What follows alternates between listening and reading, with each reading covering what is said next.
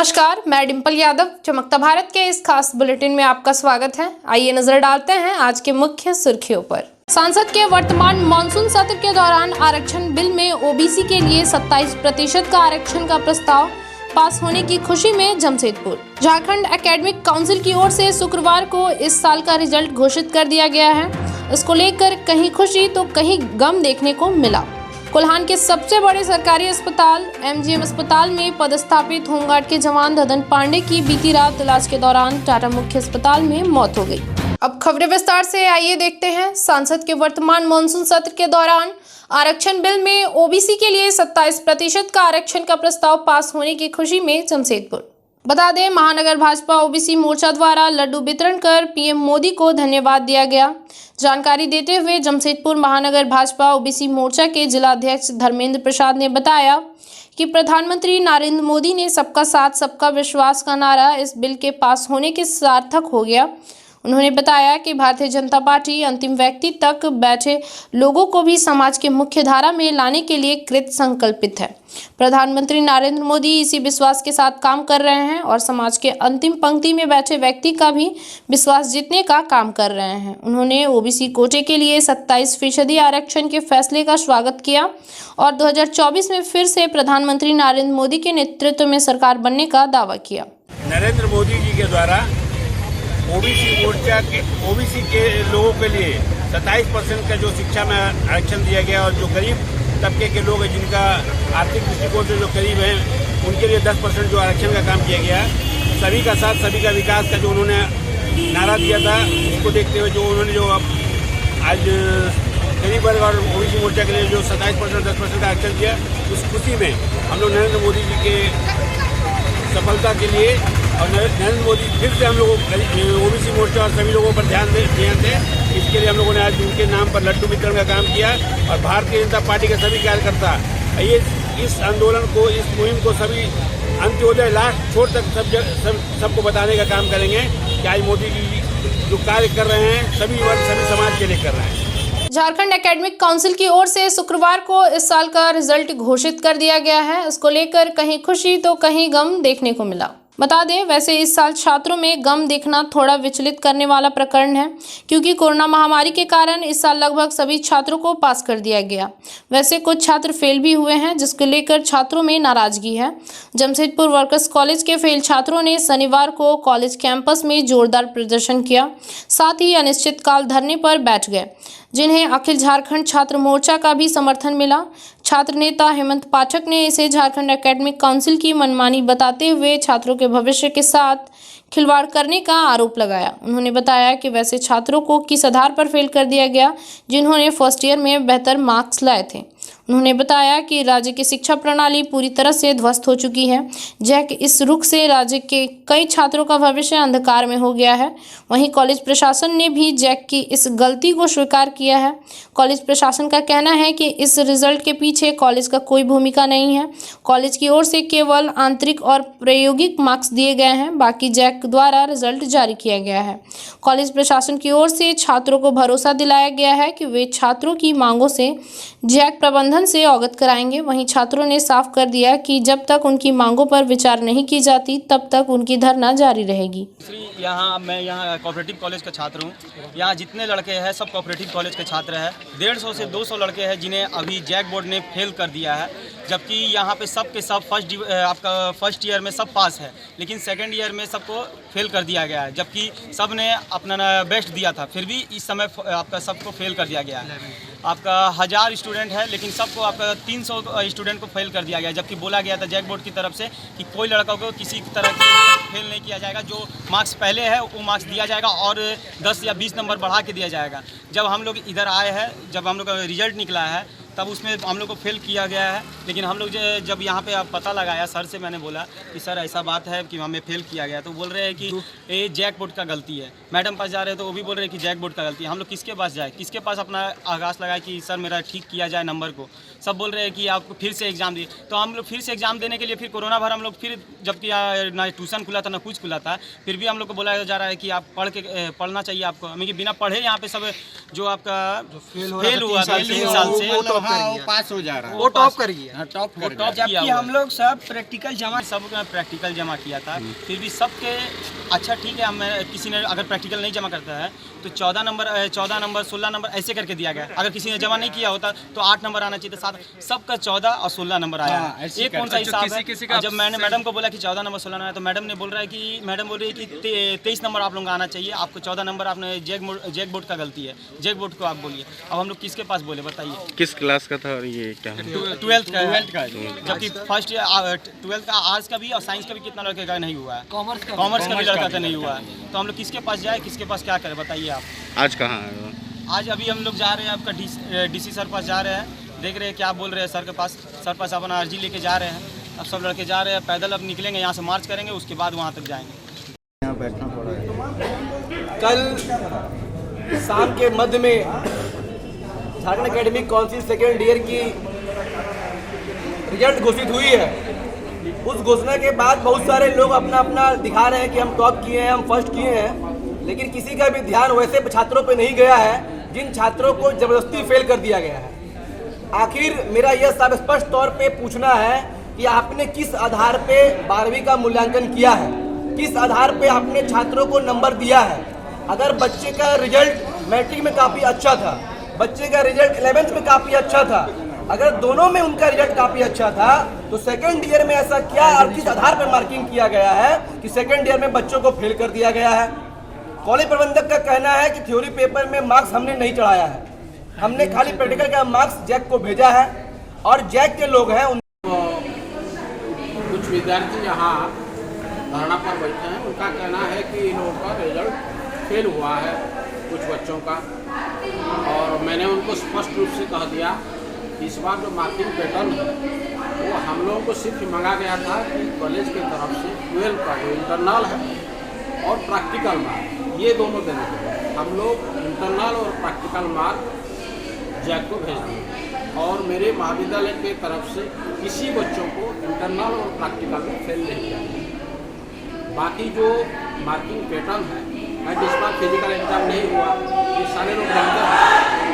12 में एग्ज़ाम नहीं हुआ है, तो जैक के द्वारा जो पैटर्न बना गया है कि 11 का जो परीक्षा के रिजल्ट या 10 के रिजल्ट, उसके आधार पर, और ये जो इंटरनल और प्रैक्टिकल मार्क को मिला के जो अपना जो पैटर्न है उससे ये लोग उसको बनाया। कोल्हान के सबसे बड़े सरकारी अस्पताल एमजीएम अस्पताल में पदस्थापित होमगार्ड के जवान ददन पांडे की बीती रात इलाज के दौरान टाटा मुख्य अस्पताल में मौत हो गई। आपको बता दें, वहीं शनिवार को जवान के पार्थिव शरीर को होमगार्ड मुख्यालय लाया गया, जहां उनके पार्थिव शरीर को गार्ड ऑफ ऑनर देकर 100 परिजनों को सौंप दिया गया। 100 लेकर परिजन जवान के पैतृक गांव सिवान ले गए। इससे पूर्व मृतक जवान के दाह संस्कार के लिए होमगार्ड डीएसपी अशोक कुमार द्वारा 10,000 रुपये का आर्थिक सहयोग परिजनों को दिया गया। साथ ही भरोसा दिलाया गया कि जवान के आश्रितों को 2 लाख का मुआवजा भी संस्थान द्वारा दिलाया जाएगा। इसके अलावा ऑन ड्यूटी मौत होने के कारण जवान के आश्रितों को नौकरी भी दिलाई जाएगी। उधर झारखंड होमगार्ड वेलफेयर एसोसिएशन द्वारा विभाग के इस पहल की सराहना की गई। साथ ही सरकार से मांग की गई कि मृतक जवान के आश्रितों को मुआवजा और नौकरी अविलंब उपलब्ध कराई जाए। वैसे झारखंड के होमगार्ड जवान अपने इन्हीं सब मांगों को लेकर पिछले कई सालों से आंदोलित है। होमगार्ड के जवान थे और इनकी प्रतिनियुक्ति एमजीएम अस्पताल में थी। अचानक 29 तारीख को इनकी तबीयत खराब हो गई, तो बेहतर इलाज के लिए पीएमएच में भर्ती कराया गया, जहां 30 तारीख की रात्रि में इनकी मृत्यु हो गई। ये कहाँ के रहने वाले थे? सर के रहने वाले हैं, सिवान के रहने वाले। तो अभी क्या करेंगे सर इसके बाद? अभी इनको सलामी दिया गया है और इनके शव को इनके पैतृक गांव सिवान भेजा जा रहा है। जवान का नाम क्या है सर? जवान का नाम है ददन पांडे। झारखंड विधानसभा चुनाव 2019 में मिली करारी शिकस्त को पीछे छोड़ते हुए भाजपा एक बार फिर से अपने सांगठनिक ढांचे को सुदृढ़ करने की कवायद में जुट गई है। आपको बता दें, कोरोना महामारी का दौर कम होते ही भाजपा के सभी मंडलों द्वारा कार्य समिति की बैठक कर पार्टी की विचारधाराओं से कार्यकर्ताओं को अवगत कराते हुए आगामी चुनाव के लिए तैयारी की जा रही है। शनिवार को जमशेदपुर के गोलमुरी और मानगो मंडल कमेटियों के कार्य समिति की बैठक आयोजित की गई, जिसमें बतौर मुख्य अतिथि राज्य के पूर्व मुख्यमंत्री और भाजपा के राष्ट्रीय उपाध्यक्ष रघुवर दास शामिल हुए। जहां कार्यकर्ताओं को संबोधित करते हुए पूर्व मुख्यमंत्री ने कार्यकर्ताओं को भाजपा के गौरवशाली इतिहास से अवगत कराया। साथ ही प्रधानमंत्री नरेंद्र मोदी के नेतृत्व में देश के विकास के पथ पर अग्रसर बताया। साथ ही अपने शासनकाल का जिक्र करते हुए वर्तमान हेमंत सोरेन सरकार पर जमकर निशाना साधा। राज्य में गिरती कानून व्यवस्था को लेकर उन्होंने वर्तमान हेमंत सोरेन सरकार आड़े हाथ लेते हुए कहा कि राज्य की जनता भयभीत हो चुकी है, उनके साथ धोखा किया गया है। चाहे व्यापारी हो, आम जनता, कॉर्पोरेट्स हो या न्यायिक सेवा से जुड़े जज अथवा वकील, हर कोई खुद को असुरक्षित महसूस कर रहा है। उन्होंने कार्यकर्ताओं को आह्वान करते हुए केंद्र सरकार की योजनाओं को समाज के अंतिम व्यक्ति तक पहुंचाने की अपील की। वहीं उन्होंने इशारों में कार्यकर्ताओं से आने वाले चुनाव की तैयारियों में जुटने का आह्वान किया। इससे पूर्व मुख्यमंत्री का पार्टी के कार्यकर्ताओं ने गर्मजोशी से स्वागत किया। द्वितीय कार्य समिति बैठक राजस्थान धर्मशाला डिमना रोड में संपन्न हुई, जिसमें मुख्य अतिथि के तौर पर राष्ट्रीय उपाध्यक्ष पूर्व मुख्यमंत्री श्री रघुवर दास जी उपस्थित हुए और मानगो में संगठन कैसे मजबूत हो इसका दिशा निर्देश बूथ स्तर, भवन प्रभारी, पदाधिकारी, कार्यकर्तागण सभी को दिए और इस मजबूत तंत्र से दिए कि संगठन कैसे मजबूत हो।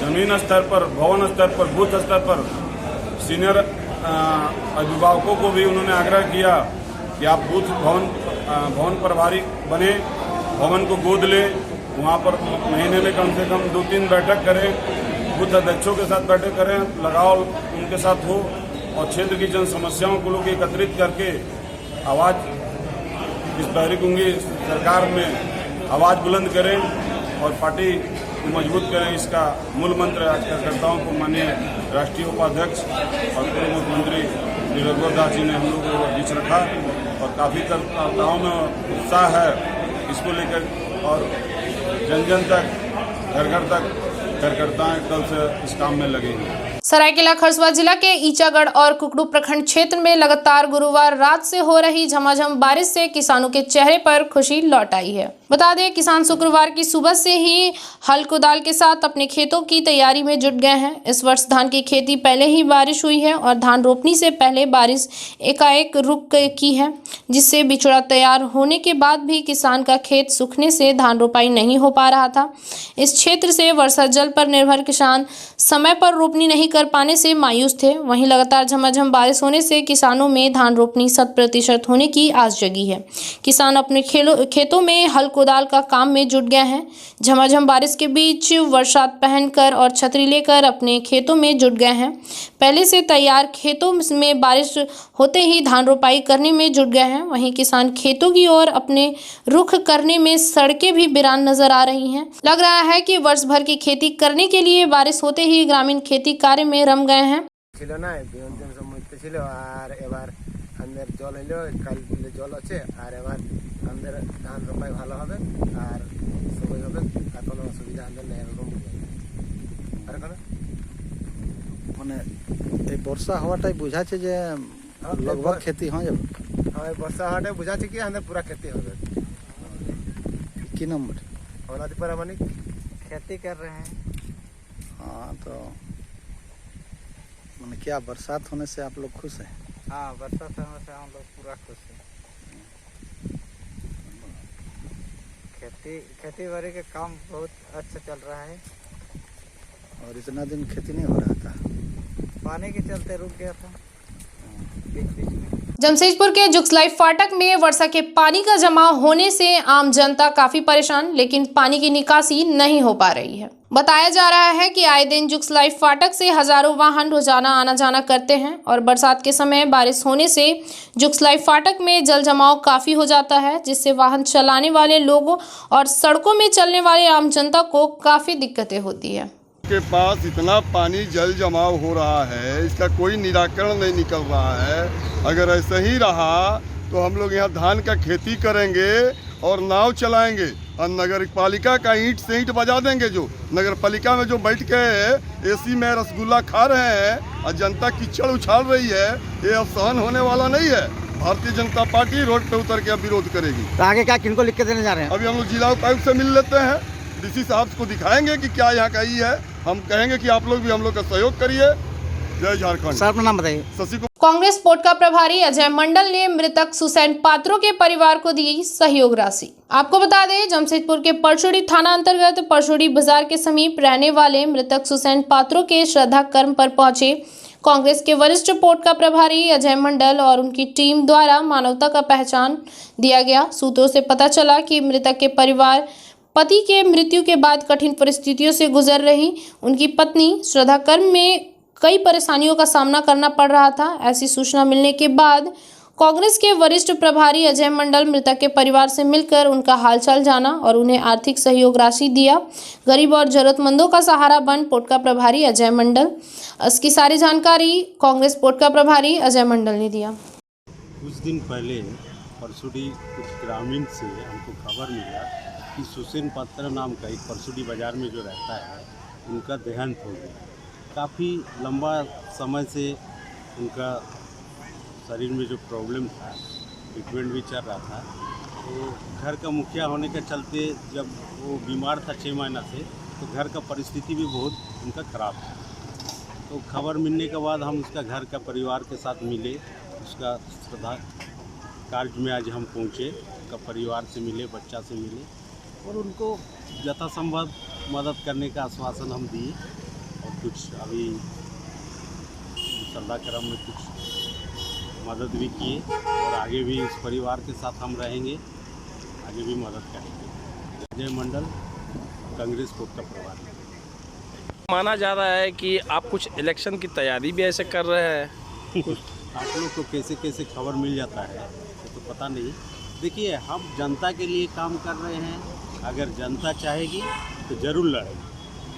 इस तरह का मतलब हमेशा जहाँ जहाँ देखते हैं कि आप जो है कहीं पे कुछ मतलब कि गरीबों के मसीहा बने हुए हैं। क्या इस पे राज क्या है?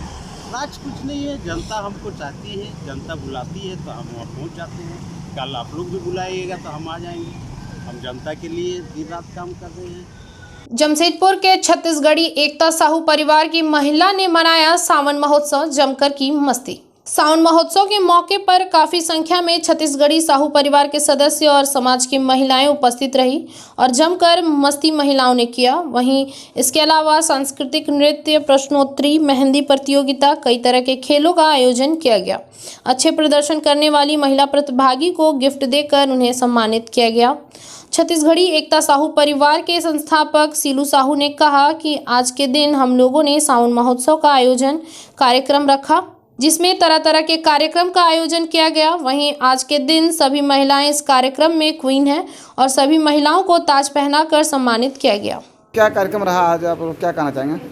आज हमारा छत्तीसगढ़ी एकता साहू परिवार की ओर से सावन महोत्सव का कार्यक्रम रखा गया था। आज सावन महोत्सव के दिन हम सभी महिलाएं ग्रुप की और बाहर से भी हमने बहुत सारी महिला गेस्ट को इन्विटेशन दिया गया था। सभी लोग आए और हमने बहुत ही हर्षोल्लास के साथ आज ये सावन महोत्सव का कार्यक्रम किए। इसके अंदर हम लोग कुछ कॉम्पिटिशन, कुछ गेम खेल रखे हुए थे। और आज के दिन हमारा एक ही मतलब बात कहना संदेश है कि सावन महोत्सव जब भी जहाँ भी होता है तो उसमें फर्स्ट, सेकंड, थर्ड एक विनर रहता है। हमारा आज का कार्यक्रम करने का उद्देश्य था कि सावन महोत्सव के दिन आज हम सभी महिला क्वीन हैं। आज हमने जितनी हमारी महिला पार्टिसिपेट की थी आज के कार्यक्रम में, हमने सभी को ताज पहना करके एक स्पेशल फील कराया कि आज के दिन हम सब एक नहीं, हम सभी आज के दिन हम एक क्वीन हैं, सावन क्वीन। आज के दिन हम लोग सभी लोग थे। चलते चलते एक नजर अब तक की सुर्खियों पर। संसद के वर्तमान मानसून सत्र के दौरान आरक्षण बिल में ओबीसी के लिए 27% का आरक्षण का प्रस्ताव पास होने की खुशी में जमशेदपुर। झारखंड एकेडमिक काउंसिल की ओर से शुक्रवार को इस साल का रिजल्ट घोषित कर दिया गया है। इसको लेकर कहीं खुशी तो कहीं गम देखने को मिला। कोल्हान के सबसे बड़े सरकारी अस्पताल एमजीएम अस्पताल में पदस्थापित होमगार्ड के जवान ददन पांडे की बीती रात इलाज के दौरान टाटा मुख्य अस्पताल में मौत हो गई। आज के लिए इतना ही। शहर की तमाम खबरों के साथ जुड़े रहने के लिए देखते रहिए न्यूज़ चमकता भारत। नमस्कार।